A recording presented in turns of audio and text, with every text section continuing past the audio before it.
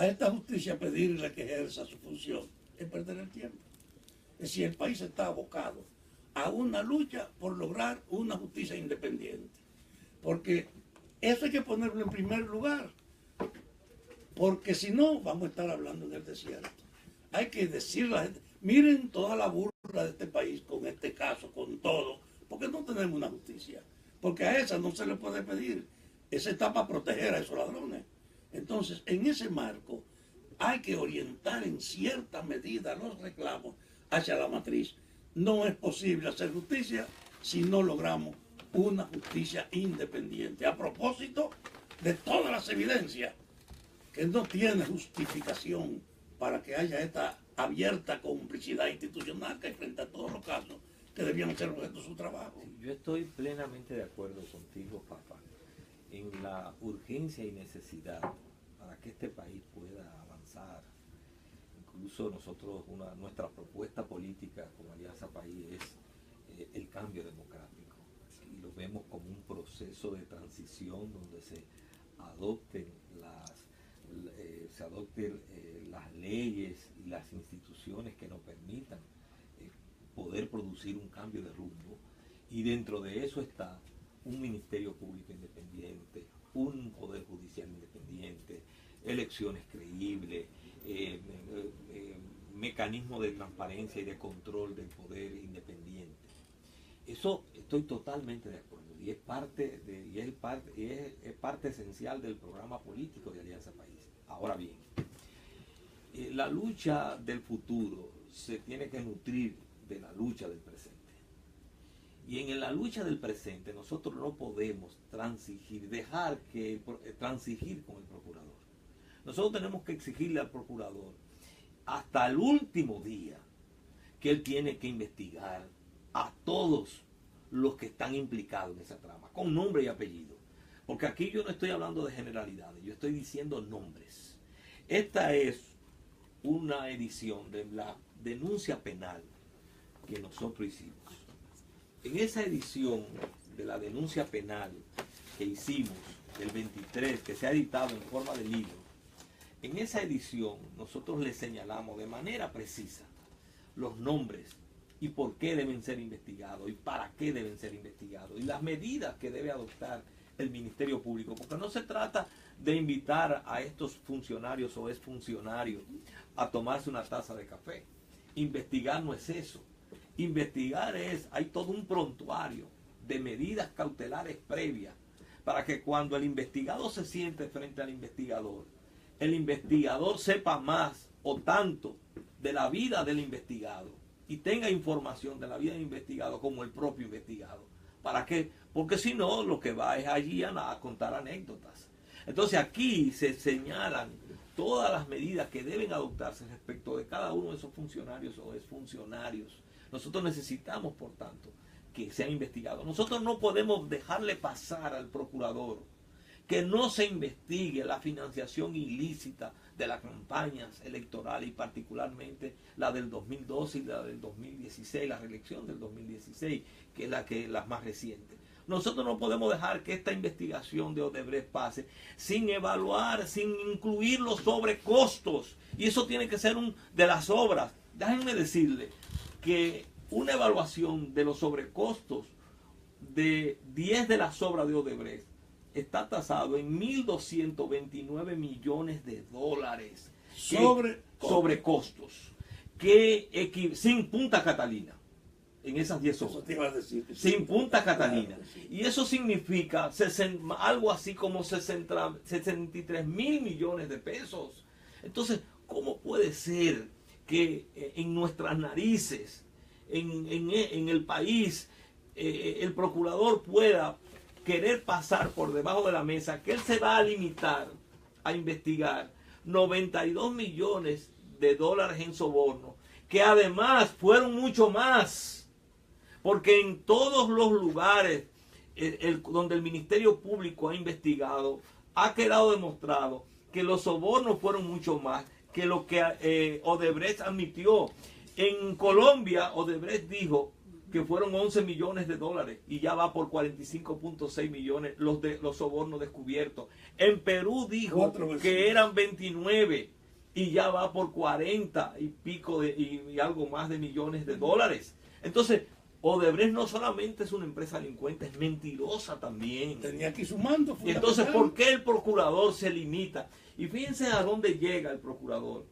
Los 184 millones que se compromete a dar, a entregar Odebrecht, no es una multa.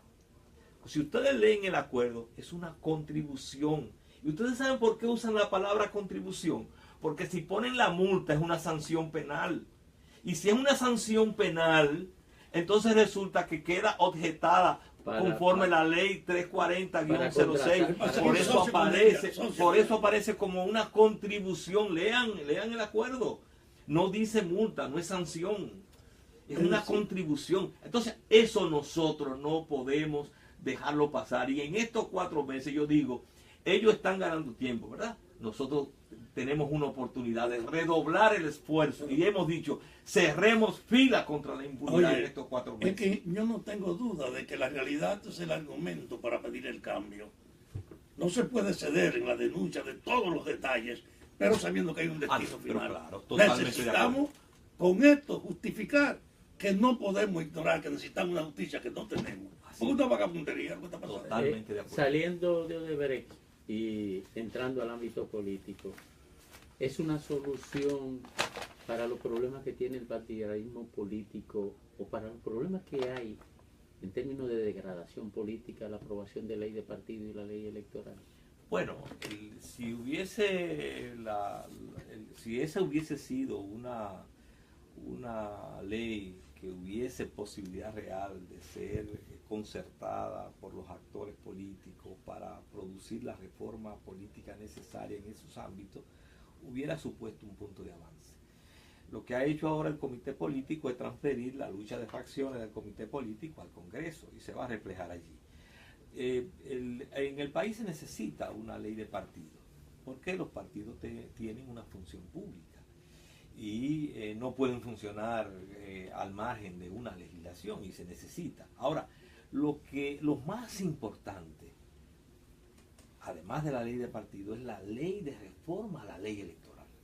Porque donde se producen los tranques, donde se producen los fraudes, las grandes imposiciones y el gran desconocimiento de la voluntad popular es en el proceso electoral.